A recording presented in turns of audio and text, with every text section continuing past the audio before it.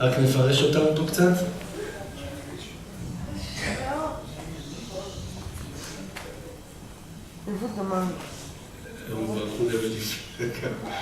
אז אסוף את עצמך, הפזמון אומר ככה, אסוף את עצמך באור של יקרות, השם הטוב אוהב עד כדי כך שהוא משאיר לך אותם, את הכוחות, שגם בחסרונם הם נשארים שלך.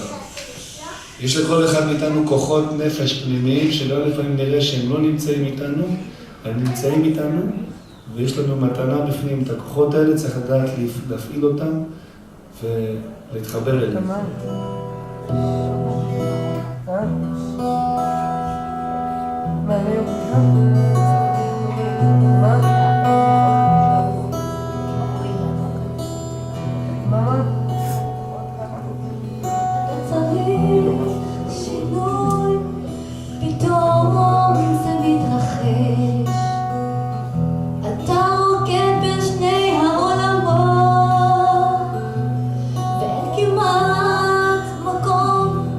שלא כואב בלב, תכאב אבל מכאן תמשיך לחיות.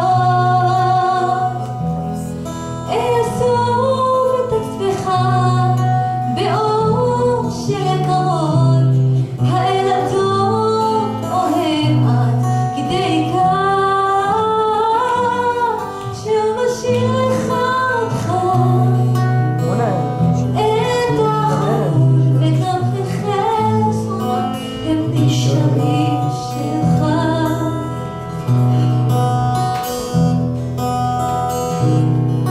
אתה מרגיש חצוי על פרשה